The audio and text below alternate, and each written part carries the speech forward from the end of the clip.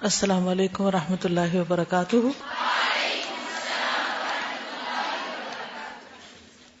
نحمده ونصلی علی رسولہ الکریم، اما بعد فاعوذ باللہ من الشیطان الرجیم، بسم اللہ الرحمن الرحیم، رب اشرح لی صدری ویسر لی امری۔ کرنے کے لیے نہایت ضروری ہے کہ وہ کام بھی صحیح ہو اور اس کے کرنے کا طریقہ بھی صحیح ہو۔ اگر صحیح کام کو بھی غلط طریقے پر کیا جائے گا تو نتیجہ کیا نکلے گا؟ غلط۔ کسی بھی کام کو صحیح طور پر کرنے کے لیے کیا ضروری ہوتا ہے؟ اس کو کرنے کا طریقہ جاننا۔ اس کو جاننے کے لیے کیا کرنا ہوتا ہے؟ علم حاصل کرنا ہوتا ہے۔ علم حاصل کرنے کے لیے کیا کرنا ہوتا ہے؟ کوشش اور محنت۔ کس قسم کی؟ اس کے درجے کیا ہیں، اس کے طریقہ کیا ہے، اس کے آداب کیا ہیں۔ نمبر 1، علم حاصل کرنے کے آداب کیا ہیں؟ سنجیدگی اور غور سے سننا، یکسوئی، اس کی طلب، غور و فکر، عمل کی نیت، ویری گڈ، عمل کی نیت، اور صبر اور استقامت، اور کیا آداب؟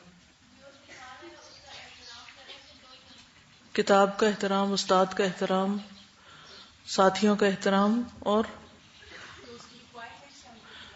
جو بھی اس علم کی ریکوائرمنٹس ہیں ان کو پورا کرنا۔ ہدایت کی طلب ہو، خصوصاً دین کا علم حاصل کرنا جو ہے وہ اس کا مقصد اللہ کی رضا ہے، تو نیت کا خالص ہونا جو ہے، صحیح نیت، وہ سب سے پہلی شرط ہے، پہلا ادب ہے۔ کیونکہ اگر آپ کی نیت درست نہیں تو آپ کا کوئی کام درست نہیں، اپروچ ہی غلط ہے، مقصد ہی غلط ہے۔ اور اللہ کے لیے کسی کام کو کرنے کا مقصد کیا ہے، للہ رب العالمین کی شرائط کیا ہے، کہ پھر وہ واقعی وہ علم ہو جو اللہ کی طرف سے آیا ہے، ملاوٹ کے بغیر، خالص، اس کو لینے کی طلب ہو۔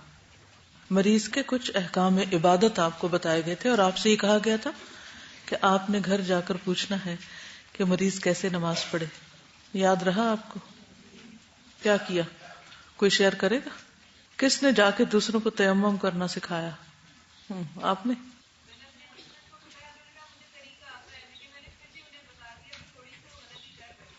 صحیح، اوکے۔ تو صحیح کام کرنے کے لیے طریقہ بھی درست ہونا ضروری ہے۔ کسی نے پوچھا مریض کے احکام ہی سے متعلق سوال ہے، اچھا سوال ہے۔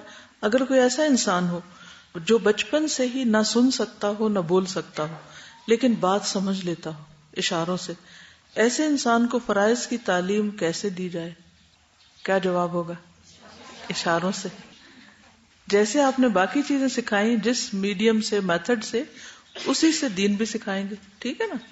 تو الحمدللہ فہم القرآن جو ہے یہ اشاروں کی زبان سے پورا ریکارڈڈ موجود ہے، ویب سائٹ پہ ہے۔ تو جو قرآن مجید نہ سن سکتے ہوں، نہ پڑھ سکتے ہوں، تو وہ اشاروں سے سمجھ سکتے ہیں کہ قرآن کیا کہتا ہے، ٹھیک؟ ان کے لیے بھی انتظام کیا گیا۔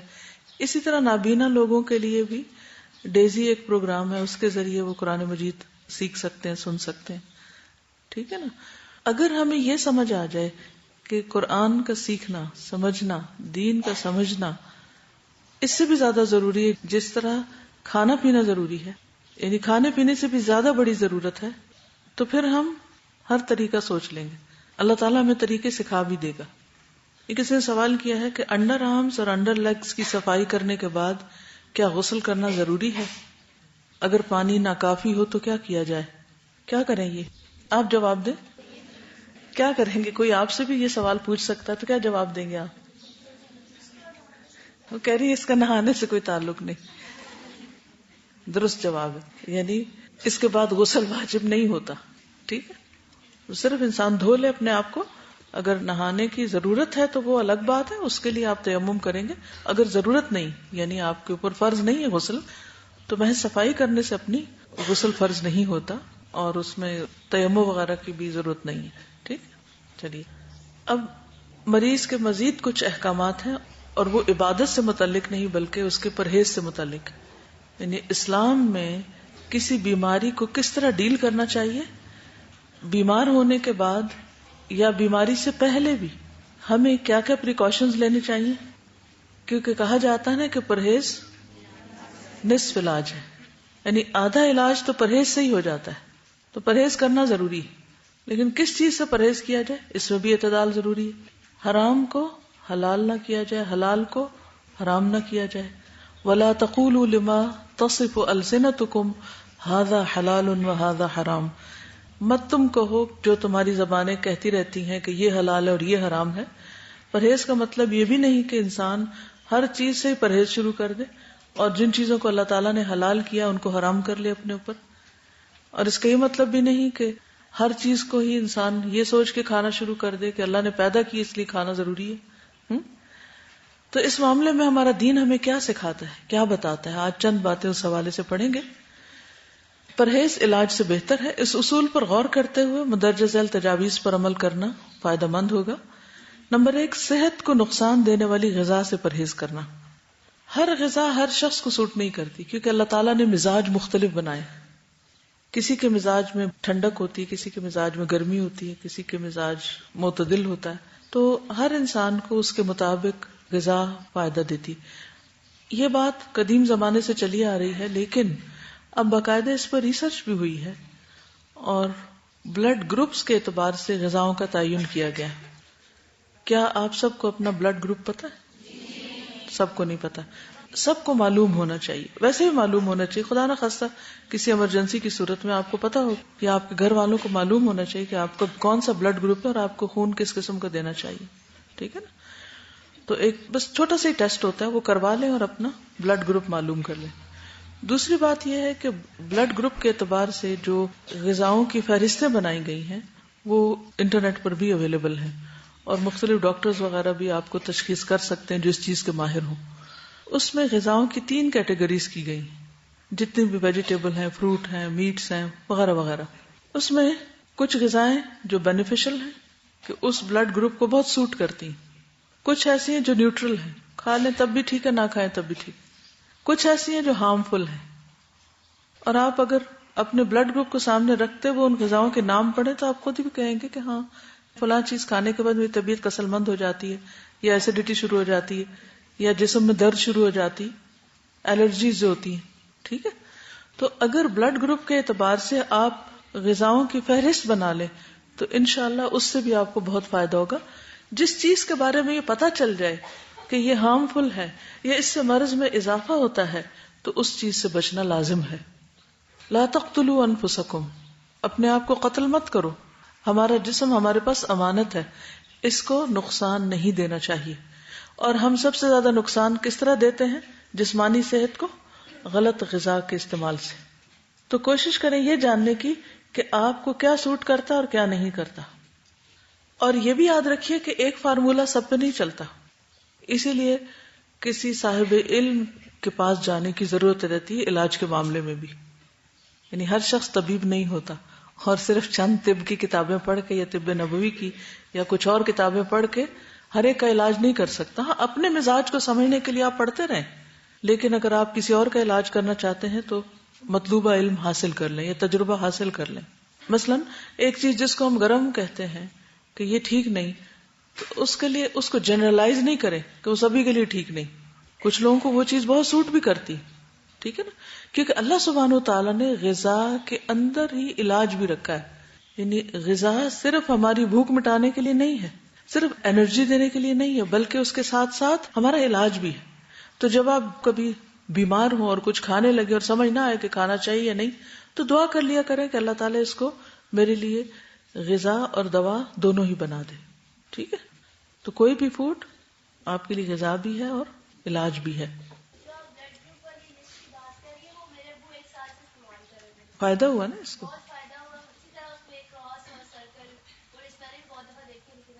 کیونکہ ہم تو اپنی خواہشات کے پیچھے چلتے ہیں نا، یا پھر شبہات کا شکار ہوتے ہیں.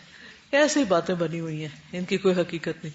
پھر جب زندگی کا ایک وقت آتا ہے جب ہمارا جسم جو بہت زیادہ اس میں ٹاکسنز ہو جاتے ہیں، وہ غلط غذا کھا کھا کے جب وہ اپنے اثرات چھوڑنے لگتا ہے تو پھر ہم کہتے ہیں اچھا چلو پرہیز ہی کر لیتے ہیں. تو پہلے سے اگر کر لیں تو زیادہ بہتر ہے. ٹھیک ہے؟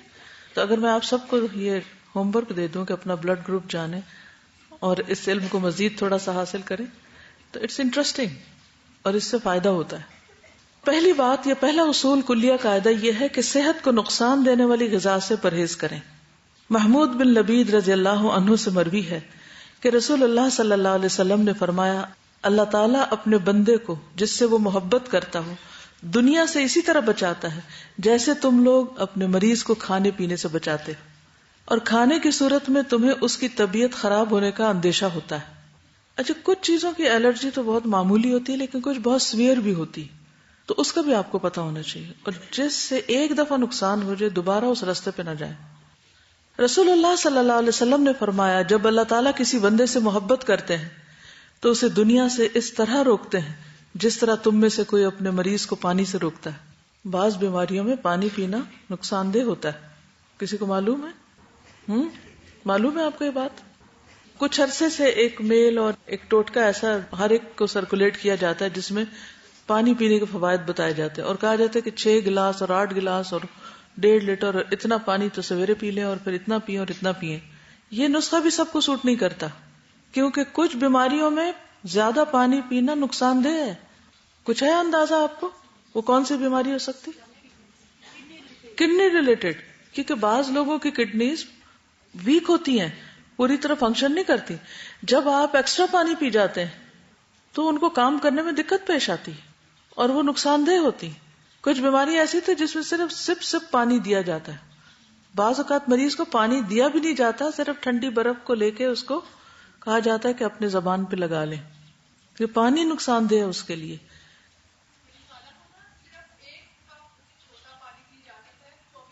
یس، وہ کہتی ہے میری خالہ کو 24 گھنٹوں میں 1 کپ پانی پینے کی اجازت ہے. اب اگر وہ اسی طرح کوئی ٹوٹکا پڑھ کے تو 1.5 لیٹر پی بیٹھے تو یہ پانی جو زندگی کی سورس ہے اسی انسان کے لیے نقصان دہ. تو یہ ٹھیک ہے، یہ ایکسٹریم کیسز میں ہوتا ہے، لیکن ویسے بھی ہر چیز کے اندر اعتدال ضروری ہے. کچھ عرصے تک تو یہ تھراپیز آپ کو کام دیں گی، کچھ عرصے کے بعد پھر وہ آپ کے لیے الٹا مشکل کا سبب بنے گی. ایک اور چیز یہ ہے کہ جب پانی پیئے مثلاً تو ایک دم انڈیلے نہیں، انڈیلنے سے پرہیز کریں. مسنون طریقہ کیا ہے؟ 3 سانس میں پینا، اور اس کو بھی جیسے گھونٹ گھونٹ پیتے ہیں، یعنی جیسے کھا کے پیتے ہیں اس طرح پیئیں. ٹھیک، ایک ہوتا ہم تیزی سے پی جاتے ہیں، تیزی سے نہیں پیئیں، رائٹ، گھونٹ گھونٹ گھونٹ گھونٹ کر کے. یعنی یہ نہیں کہ آپ کے ہونٹوں سے حلق میں جا پڑے، ٹیپ کھل جائے اور وہ ڈائریکٹ وہاں جائے، یعنی کہ آپ کی زبان اور آپ کا منہ جو ہے اس کا مزہ چکھے. اس طرح پینا زیادہ فائدہ مند ہے. لیکن ہم لوگ ہر وقت جلدی میں ہوتے ہیں نا، ہم کہتے ہیں جلدی سے یہ کام کر لیں، جلدی سے وہ کر لیں، اور پھر بس کچھ اور کریں. پرہیز کے سلسلے میں ایک اور چیز، ام منذر بنت قیس الانصاریہ سے روایت ہے کہ رسول اللہ صلی اللہ علیہ وسلم میرے گھر تشریف لائے. آپ کے ساتھ علی رضی اللہ عنہ بھی تھے جو بیماری سے اٹھے تھے اور کمزور تھے. ہمارے یہاں کھجوروں کے خوشے لٹک رہے تھے. رسول اللہ صلی اللہ علیہ وسلم اٹھے اور ان سے کھانے لگے، اور علی رضی اللہ عنہ بھی کھانے کے لیے اٹھے تو آپ نے فرمایا رک جاؤ، تم ابھی کمزور ہو. اس سے کیا پتہ چلتا ہے کہ جو بیماری سے اٹھا ہے اس کے لیے حکم فرق ہے. وہی حلال چیز اس کے لیے ان لمیٹڈ کھانے کی اجازت نہیں ہے. ان لمیٹڈ تو کسی کو بھی کھانے کی اجازت نہیں ہے. کلو واشربو ولا تسرفو، کھاؤ پیو لیکن اسراف نہیں کرو. اور یہاں پر بیمار کے لیے حکم فرق آ گیا، یہ کھجوریں مت کھاؤ، ابھی تم کمزور ہو. تو اسے پتہ چلتا ہے کہ بیماری میں غذا ایک تو قدرتی طور پر کم ہو جاتی ہے کہ انسان کا دل اٹھ جاتا ہے، کھانے کو دل نہیں چاہتا. پھر یہ کہ اگر بیماری ختم ہو گئی ہے اور کھانے کو اب دل چاہتا ہے تو بھی ایک دم کثرت نہ ہو، کھانے کی زیادتی نہ ہو، افراط نہ ہو، بلکہ تھوڑا تھوڑا کر کے کھائے. چنانچہ علی رضی اللہ عنہ کھانے سے رکے رہے. ام منذر کہتی ہیں کہ میں نے جو اور چقندر پکائے اور آپ کی خدمت میں پیش کیے تو رسول اللہ صلی اللہ علیہ وسلم نے فرمایا علی یہ لے لو، یہ تمہارے لیے مفید ہے. تو اس حدیث سے یہ ثابت ہوتا ہے کہ ہر ایک کو ہر غذا سوٹ نہیں کرتی، ہر ایک کے لیے ہر کھانا درست نہیں. تو اپنی طبیعت، اپنے مزاج اور اپنے حالات اور ضرورت کے مطابق کھائیے. ٹھیک ہے؟ ہو سکتا ہے کہ ایک چیز جو آپ کی بہن کھا رہی ہو اور اس کو بہت فائدہ ہو اور وہ اس کے بہت سے فائدے بتا رہی ہو اور بہت اس کی تعریف کر رہی ہو، اور آپ کہیں اچھا تمہیں اس سے فائدہ ہو اور میں بھی کر کے دیکھتی ہوں. ہو سکتا ہے آپ کے لیے وہ بالکل ہی الٹ ہو. ٹھیک ہے نا؟ تو بے سوچے سمجھے نسخے نہیں آزمائیں. جی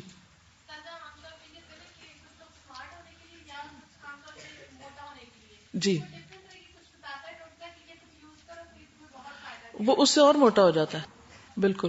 تو اس میں ویسے تو ظاہر ہے ڈاکٹر سے یا حکیم سے، جو بھی کوئی طبیب ہو یا کوئی سیانہ جس کو بولتے ہیں وہ ہو، اس سے مشورہ کریں. لیکن یہ جو بلڈ گروپ کا میں آپ کو بتا رہی ہوں، یہ بہت ہی مفید، کارآمد، آزمودہ چیز ہے کہ ایٹ لیسٹ غذاؤں میں اپنے اوپر ان چیزوں کی کمی کر لیں جو آپ کے بلڈ گروپ کے حساب سے فائدہ مند نہیں. ٹھیک ہے، کیونکہ بہت طویل تجربے کے بعد یہ ریسرچ بھی سامنے آئی ہے. صہیب فرماتے ہیں کہ میں نبی صلی اللہ علیہ وسلم کی خدمت میں حاضر ہوا. آپ کے سامنے روٹی اور خشک کھجور تھی. روٹی اور خشک کھجور جیسے چھوارے ہوتے ہیں. نبی صلی اللہ علیہ وسلم نے فرمایا قریب ہو جاؤ اور کھاؤ. میں خشک کھجوریں کھانے لگا تو نبی صلی اللہ علیہ وسلم نے فرمایا تم خشک کھجوریں کھا رہے ہو حالانکہ تمہاری آنکھ دکھ رہی ہے. یعنی اس مرض میں خشک کھجور ٹھیک نہیں. میں نے عرض کیا کہ میں دوسری طرف سے چبا رہا ہوں، جو آنکھ دکھ رہی ہے اس کی طرف سے نہیں. اس جواب پر رسول اللہ صلی اللہ علیہ وسلم مسکرا دیے. کھانے کے لیے ہم سب کوئی نہ کوئی ریزن تلاش کر لیتے ہیں. ٹھیک ہے نا. اس سے کیا پتا چلتا ہے؟ پرہیز کی بات سمجھ آتی ہے نا. بیماری میں خاص طور پر پرہیز، جو چیز نقصان دہ ہو وہ نہ استعمال کی جائے. نبی صلی اللہ علیہ وسلم کے پاس تو جو بھی علم تھا وہ وحی کے ذریعے تھا. ٹھیک ہے، تو اس لیے ان چیزوں کو تو ہم ایز اٹ از لے سکتے ہیں. پھر بلا وجہ کی دوائیوں سے پرہیز. کچھ لوگوں کو دوائیاں کھانے کا شوق ہوتا ہے، تسکین ہوتی ہے ان کو دوا کھا کے. اچھا، کچھ بچوں میں بھی یہ مزاج پایا جاتا ہے کہ وہ بڑے شوق سے دوا کھاتے ہیں. جہاں کہیں کوئی دوا دیکھتے ہیں وہ کھانے کے لیے مانگتے ہیں، کیونکہ اب کئی طرح کے فلیور بھی شامل کر دیے گئے دواؤں میں. کوئی وہ سیرپ پی جائیں گے، کوئی گولیاں کھا جائیں گے. تو اکثر یہ مسئلے رہتے ہیں چھوٹے بچوں کے ساتھ.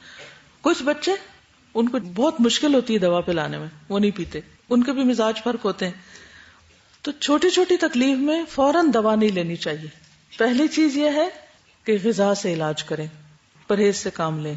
اور اگر نہیں علاج ہو رہا، نہیں تکلیف ٹھیک ہو رہی تو دوا لیں، اور وہ بھی ضرورت کی لیں، اور کثرت سے پرہیز کریں. جی.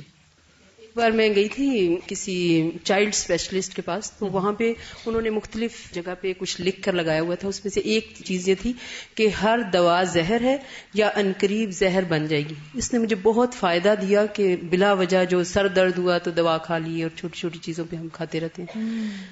لکھ لیں اس کو. کیونکہ میں نے ایک ڈاکٹر سے پوچھا، انہوں نے مجھے کوئی دوا ریکمینڈ کی، تو میں نے کہا اس کے کوئی سائیڈ افیکٹس نہیں. وہ کہنے لگے ٹو بی ویری آنےسٹ، ہر دوا کے سائیڈ افیکٹس ہیں. یعنی کوئی اگر یہ کہے بھی نا کہ اس کے کوئی سائیڈ افیکٹس نہیں، تو یہ ماننے کی بات نہیں. ہر دوا کے، کیونکہ دوا ہے نا. اور خصوصاً ہماری دوائیاں جو بنتی ہیں سب سٹینڈرڈ بھی ہوتی ہیں، اور اس کے علاوہ جو کیمیکلز اس میں ہوتے ہیں اور جو پروسیسڈ ہوتی ہیں بہت زیادہ. ایک تو ہوتا ہے نا کہ کوئی جڑی بوٹیاں ہیں یا کوئی غذا ہی سے ملتی جلتی دوائیں، اور ایک یہ ہے کہ ان کو اتنے پروسیسز سے گزارا جاتا ہے اور اس کو کلر شامل کر لیے جاتے ہیں کہ ان کے سائیڈ افیکٹس ہوتے ہی ہوتے ہیں.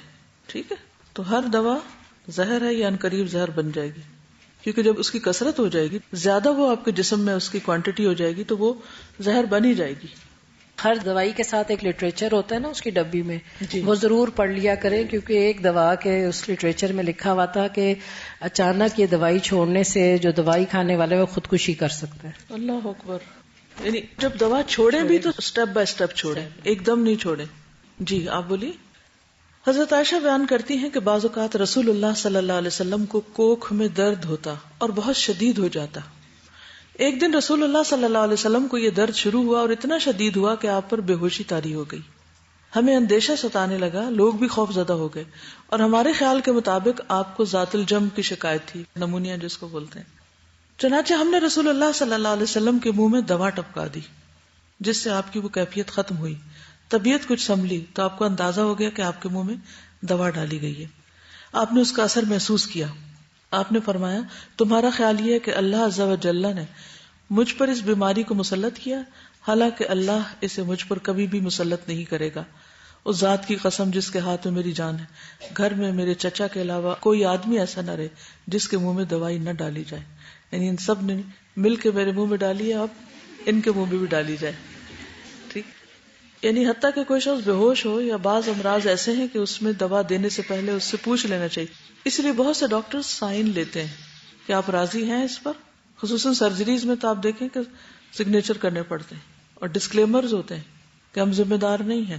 ٹھیک ہے، ہم آپ کی مدد کرنا چاہتے ہیں، لیکن اگر کچھ ہو گیا تو آپ خود ہی ذمہ دار ہیں. یہ پہلا پوائنٹ کیا ہے؟ پرہیز علاج سے بہتر ہے. دوسرا، بلا ضرورت دوا سے اجتناب کیا جائے. السلام علیکم. یہ واقعی ہر دعا جو ہے وہ اس میں زہر کا اثر ہوتا ہے. مجھے 1 سال تک ڈاکٹر نے اسٹیرائڈز دی تھی، حالانکہ میں چیختی رہی کہ مجھے کوئی بھی ایسی تکلیف نہیں ہے، لیکن الحمدللہ میں نے اسی دوران قرآن پاک شروع کر دیا تھا یہاں پہ، اور آپ بلیو کریں کہ میں نے 1 سال تک اسٹیرائڈز کھائے ہیں. میری اسکن ساری خراب ہو گئی تھی. میں یہاں آتی تھی، میرے پاؤں میں چھالے ہوتے تھے، لیکن میری کوشش ہوتی تھی کہ میں چھٹی نہ کروں. عجیب طرح کا مجھے سکون ملتا تھا. اور اس کے بعد جب اسکن کی زیادہ پرابلم ہوئی تو میں ڈاکٹر کے پاس گئی، اسکن اسپیشلسٹ کے پاس، تو وہ تو سر پیٹ کے رہ گئے کہ تم نے کھایا کیا ہے. میں نے اپنی رپورٹس دیں تو انہوں نے کہا کہ تمہارا تو ساری رپورٹس ٹھیک ہے، تمہیں کیوں دیں؟ اور پھر انہوں نے پوچھا کہ تم کرتی کیا ہو؟ میں نے کہا میں قرآن پاک پڑھتی ہوں.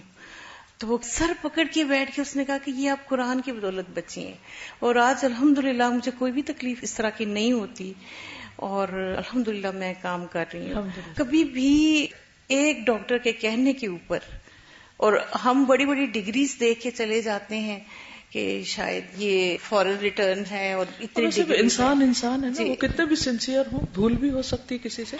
اور ایک اور چیز یاد رکھیے، جب کسی بھی دوا کے کھانے سے کوئی ری ایکشن فیل ہو رہا آپ کے جسم کے اندر کوئی چیز ایسی محسوس ہو رہی یا اسکن پہ یا کسی بھی طرح، تو فوری طور پر پھر مزید کنسلٹ کر لینا چاہیے. پھر موسموں کے اثرات کا خیال رکھنا چاہیے. سخت سردی اور سخت گرمی کے منفی اثرات سے بچنے کے لیے ہر ممکن احتیاط اور پرہیز، گھر، لباس، خوراک، تمام چیزیں موسم کے تقاضوں اور ضروریات کے مطابق ہوں. یعنی پرہیز صرف کھانے کا نہیں بلکہ انوائرنمنٹ کو بھی اپنے حسب حال کرنا چاہیے. بہت زیادہ کمفرٹیبل بھی نہ ہو کہ انسان سونے ہی لگ جائے، اور ایسا بھی نہ ہو کہ بیمار پڑ جائے. کچھ لوگ اتنی ہیٹنگ کر لیتے ہیں اس سے بھی نقصان ہوتا ہے، اور کچھ لوگ جو ہیں وہ جرسی کے بغیر باہر نکل جاتے ہیں اور بیمار ہو کے واپس لوٹتے ہیں، تو وہ بھی ٹھیک نہیں. تو احتیاط بہتر ہے، اعتدال بہتر ہے. ہر شخص کو اپنے مزاج کو، اپنے جسم کو، اپنی ضروریات کو خود بھی سمجھنے کی کوشش کرنی چاہیے. اس میں بھیڑ چال نہیں کام دے گی کہ وہ یہ کر رہا ہے تو میں بھی، اس نے کچھ نہیں پہنا ہوا تو میں کیوں پہنتا ہوں.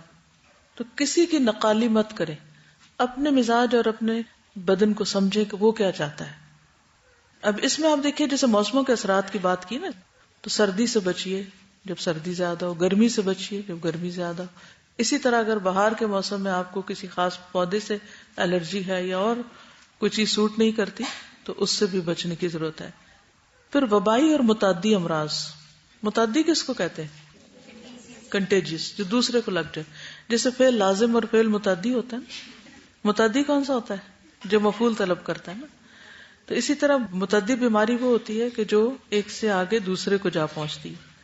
امراض پھیلنے کے موسموں خصوصاً برسات اور گرمی میں خصوصی حفاظتی تدابیر کرنا، مثلا پانی کے ذخائر صاف رکھنا، رہائشی علاقوں کے آس پاس مچھروں، مکھیوں اور دیگر کیڑے مکوڑوں کی امکانی افزائش کی روک تھام کے لیے ادویات وغیرہ چھڑکنے کا انتظام کرنا، اور اپنے تمام گرد و پیش کو حفظان صحت کے اصولوں کے مطابق ڈھالنا.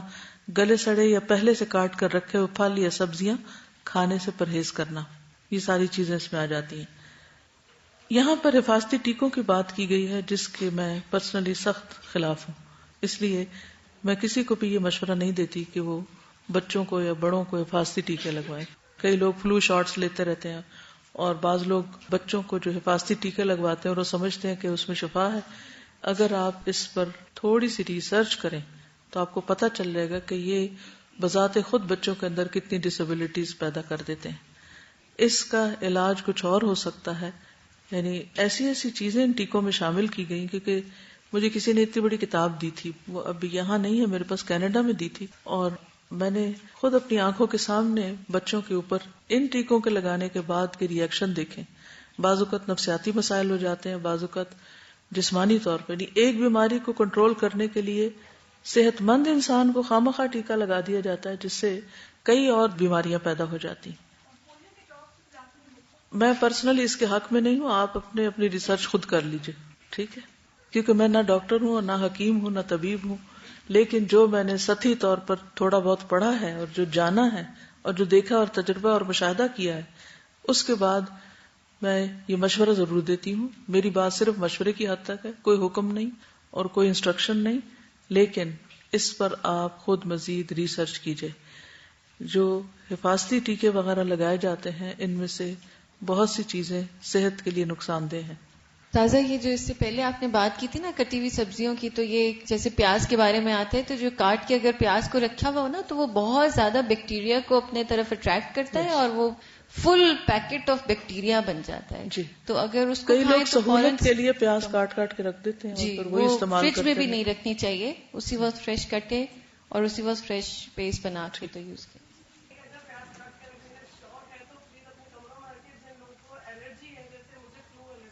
تو وہ سارے جراثیم جو ماحول میں ہوتے ہیں نا وہ پیاز اپنے کھینچ لیتا ہے.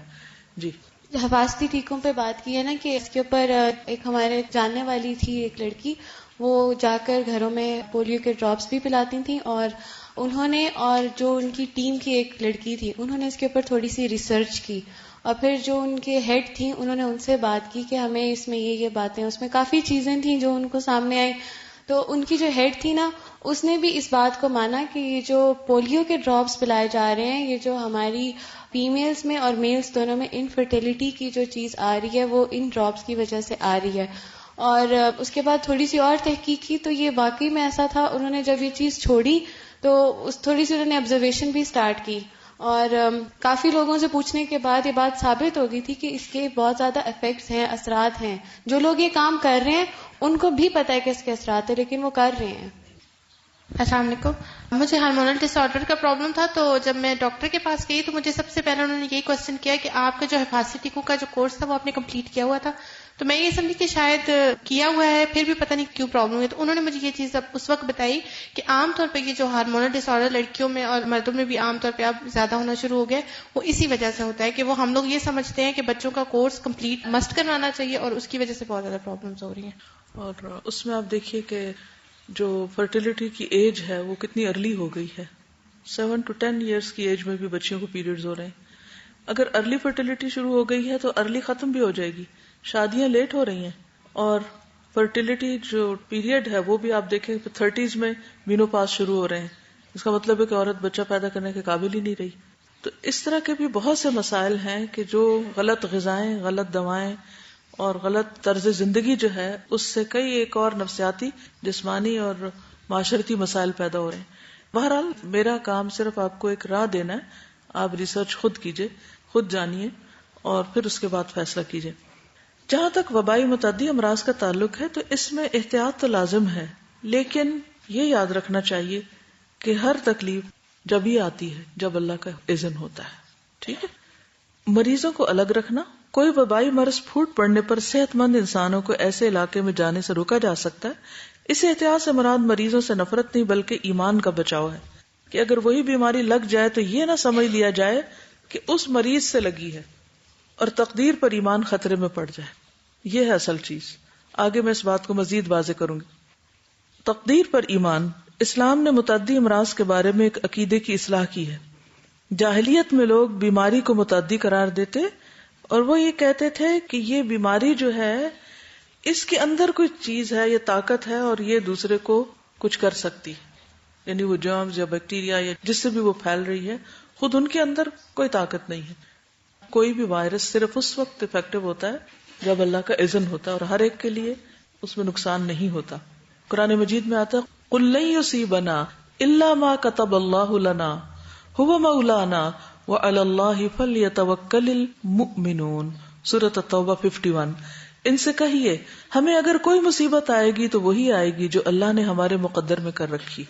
اس پر ہمارا ایمان اور یقین پختہ ہونا چاہیے کہ ہمیں کوئی کچھ بھی نقصان نہیں دے سکتا الا یہ کہ اللہ کا اذن ہو. نہ کوئی بیمار ہمیں کچھ بیمار کر سکتا ہے، نہ کوئی ڈاکٹر کر سکتا ہے، نہ کوئی فضا وبا کوئی چیز نہیں کر سکتی. ہاں اگر اللہ کا اذن ہے کہ ہمیں وہ لگے تو پھر لگ جائے گی. تو کسی کو دیکھ کے نفرت نہ کرے، کسی کو دیکھ کے خوف میں مبتلا نہ ہو کہ اچھا میں نے بیمار کو دیکھ لیا اب تو یہ مجھے بھی لگ کے رہے گا. نہیں، کچھ بھی نہیں ہوگا جب تک اللہ نہ چاہے. حتیٰ کہ موت بھی نہیں آ سکتی جب تک کہ اللہ کا اذن نہ ہو. یہ چیز انسان کو بہادر بناتی ہے، یہ چیز انسان کے اندر توکل کو مضبوط کرتی اور بلا وجہ کے خوف، اندیشے، ہم اور غم سے بچاتی. اس کی حفاظت کے لیے وہ دعا بھی سکھائی گئی ہے نا، الحمدللہ الذی عافانی. بالکل.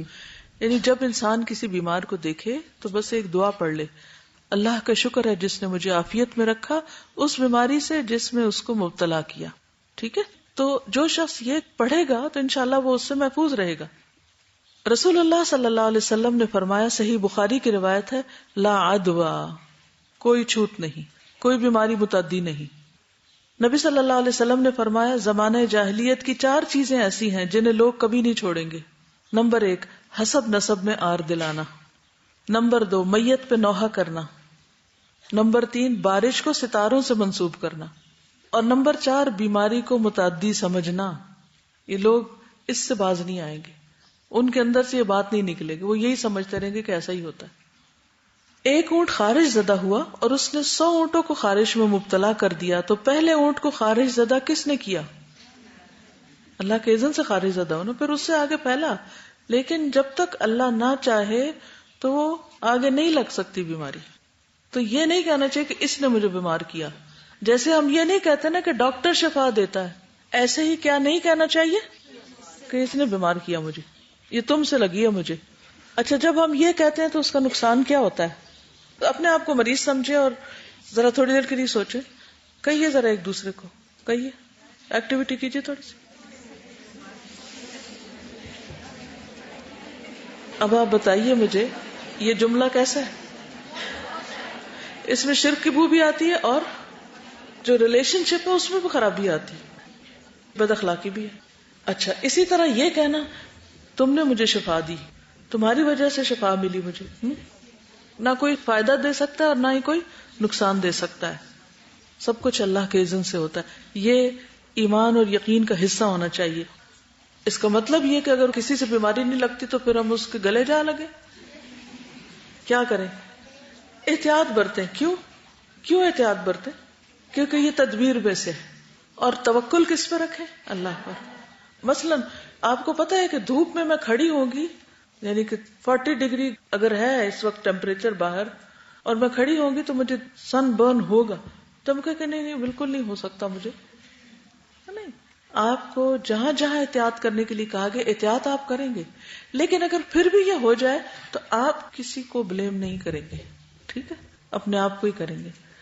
ابو ہریرہ رضی اللہ عنہ سے مروی ہے کہ رسول اللہ صلی اللہ علیہ وسلم نے 3 مرتبہ فرمایا, کوئی بھی چیز کسی بھی چیز کی طرف سے متعدی نہیں ہوتی.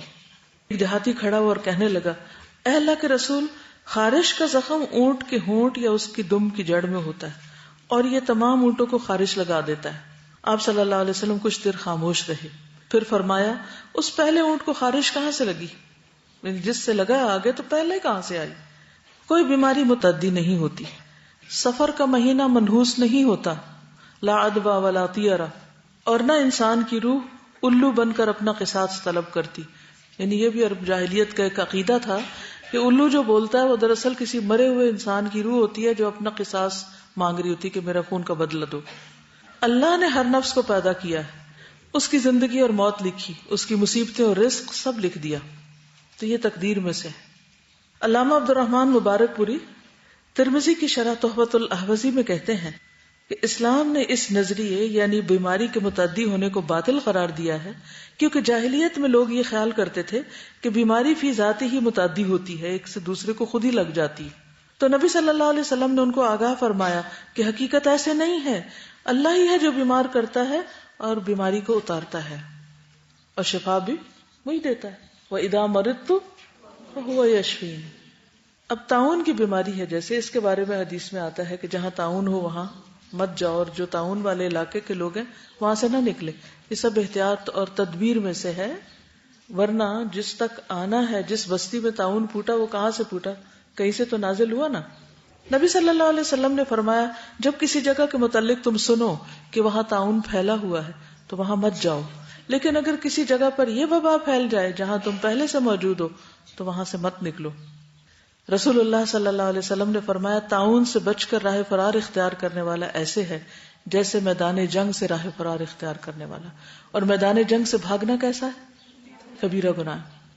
تو طاعون جیسی بیماری کے بارے میں بھی انسان کا عقیدہ کیا ہونا چاہیے کہ صرف اسی وقت لگے گی جب اللہ چاہے گا.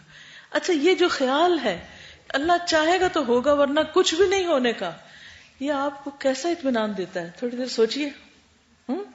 ہر طرح کے بلا ضرورت غیر ضروری اندیشے، خوف سب نکل جاتے ہیں، خالی ذہن ہو جاتے ہیں آپ. پھر آپ کا فوکس بڑھ جاتا ہے نماز میں بھی، جو بھی کام آپ کرتے ہیں، اور ایک اندر اطمینان اور راحت ہوتی ہے کہ اگر اللہ کو منظور ہے تو میں بچ کے کہیں بھاگ نہیں سکتی. لا ملجا ولا منجا منک الا الیک، کہیں نہیں بھاگ کے جانا، تیرے ہی پاس آنا ہے، ساری خیر تیرے ہاتھ میں ہے، اس لیے میں تجھ سے خیر کا سوال کرتی. تو بچنا بھی ہے تو اللہ ہی سے بچاؤ کی دعا مانگے.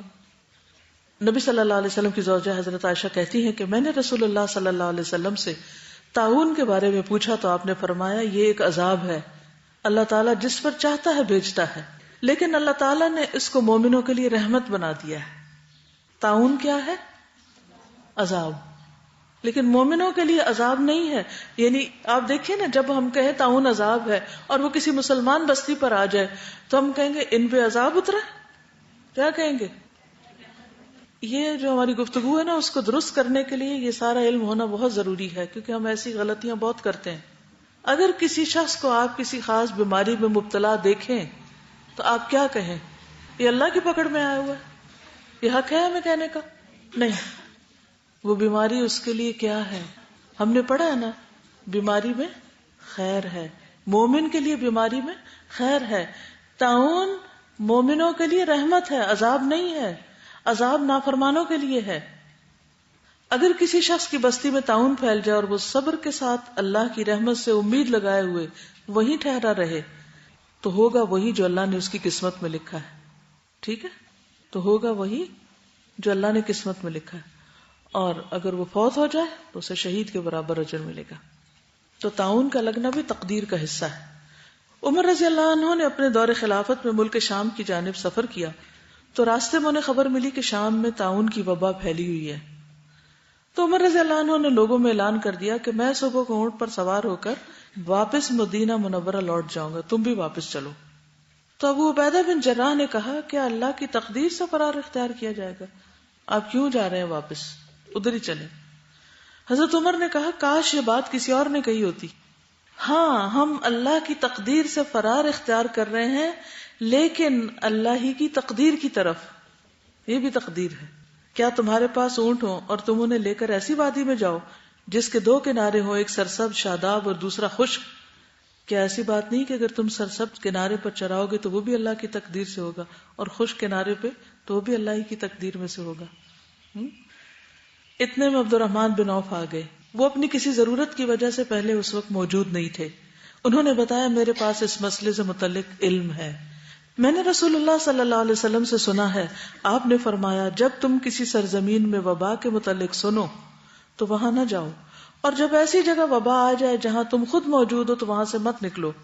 اس پر عمر رضی اللہ تعالیٰ عنہ نے اللہ کی حمد بیان کی اور واپس ہو گئے، چلے گئے مدینہ کی طرف.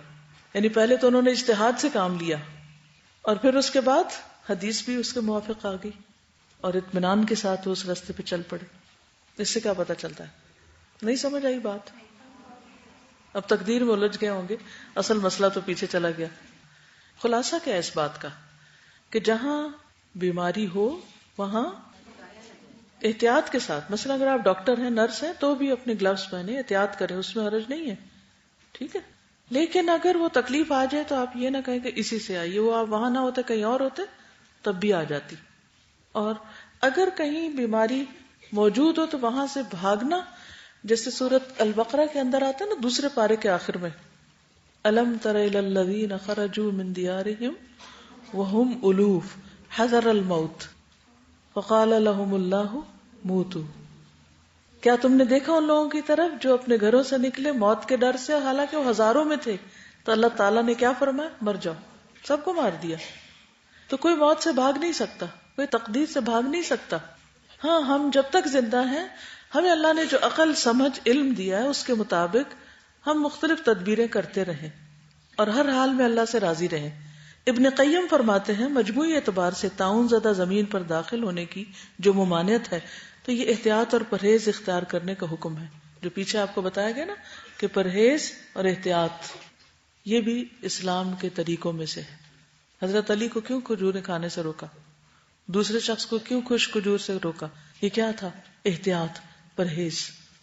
ٹھیک، اس کا کانسیپٹ ہے، لیکن یقین اور ایمان کیا ہوگا کہ پرہیز کے باوجود بھی بیماری آ جائے گی، مگر مجھے کرنا ہے کیونکہ یہ بھی اللہ کا حکم ہے. نبی صلی اللہ علیہ وسلم جو فرمایا تھا کہ وہاں مت جاؤ یا وہاں سے مت بھاگو، تو یہ بھی تو اسی حکم میں سے ہے نا. تو ہم کس چیز کے پابند ہیں؟ حکم کے پابند ہیں. تو فرمایا کہ یہ احتیاط اور پرہیز ہے. ہاں آپ بولیے. یہ تقدیر پہ ایمان اور کہ بیماری اللہ کی طرف سے آتی ہے، انسان کے کاموں کو بھی جاری رکھتا ہے. اب جیسے پچھلے دنوں لاہور میں ڈینگی بخار تھا تو بہت سے لوگ ڈر کے مارے جا ہی نہیں رہے تھے، اپنے کام چھوڑ کے بیٹھے ہوئے تھے کہ ادھر جائیں گے تو بخار ہو جائے گا. پھر کچھ سال پہلے اسی طرح سوائن فلو کا جو تھا وہ ہوا تھا، تو اس رمضان میں مکہ میں جو لوگ آتے ہوتے تھے وہ آدھے لوگ ہو گئے تھے کہ وہاں جا کے ہمیں سوائن فلو ہو جائے گا، تو لوگ جو ہے وہ اس خوف سے جو ہے وہ جاتے نہیں. تو یہ ایمان جو ہے نا کہ جو ہونا وہ اللہ کی طرف سے ہونا ہی ہے، وہ انسان کے کاموں کو جاری رکھتا ہے، انسان رکتا نہیں ہے. بالکل. اور ہلاکت کے اسباب کے سامنے پیش ہونے کی ممانعت ہے.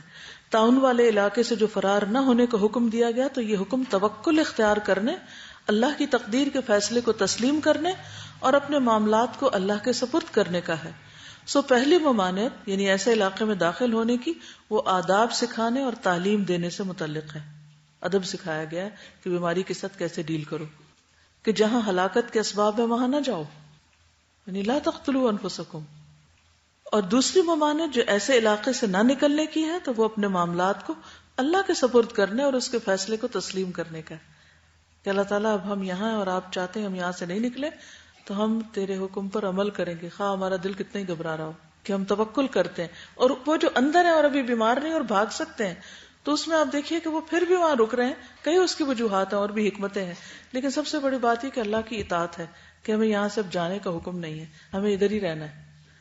دوسری بات یہ ہے کہ عموماً جب وائرس سے آتے ہیں تو جو ویک ہوتے ہیں ان کو زیادہ اٹیک ہوتا ہے. تو اگر کمزور لوگ بیمار ہیں تو ان کو دیکھے گا کون؟ اگر فوت ہو جاتے ہیں تو ان کا جنازہ کون پڑے گا، دفنائے گا کون؟ اگر وہ سب بھی بھاگ نکلے وہاں سے تو صحت مند مت بھاگے وہاں سے، وہ اللہ پہ توکل کرے. اگر اللہ نے آپ کے حصے میں نہیں بیماری لکھی تو انشاءاللہ آپ کو نہیں ہوگی، لیکن جو کام اللہ نے وہاں آپ کے لیے رکھا ہے وہ آپ کو کرنا ہے. تو بیماری کے علاقے میں تو نہیں جانا، لیکن جہاں بیماری ہے وہاں یہ نہیں سمجھنا کہ ضرور مجھ پہ بھی آ جائے گی. بہت سی چیزوں کا تعلق ہماری سوچ سے بھی ہوتا ہے. جب ہم ایک خاص انداز میں سوچنے لگتے ہیں نا کہ میں بیمار ہو جاؤں گی، ایسا ہو جائے گا، تو پھر باڈی جو ہے اسی کے مطابق ریئیکٹ کرنے لگتی ہے اور وہ اسے ایکسپٹ کر لیتا ہے ایک طرح سے اس بیماری کو. پھر یہ بھی یاد رکھیے کہ اگر کوئی شخص وہاں سے نہیں نکلتا اور بیمار ہو گیا اور فوت ہو گیا تو طاعون زدہ علاقے میں طاعون سے بیمار ہونے والے کیسے ہیں؟ شہید ہیں. نبی صلی اللہ علیہ وسلم نے فرمایا طاعون کی وبا میں مرنے والے اور شہداء آئیں گے، یعنی شہداء کی تعداد میں اس طرح اضافہ ہو جائے گا. طاعون والے کہیں گے کہ ہم شہید ہیں تو کہا جائے گا کہ ان کے زخم دیکھو، اگر ان کے زخم شہداء کے زخموں کی طرح مہک رہے ہوں تو یہ شہداء میں شمار ہو کر ان کے ساتھ ہوں گے.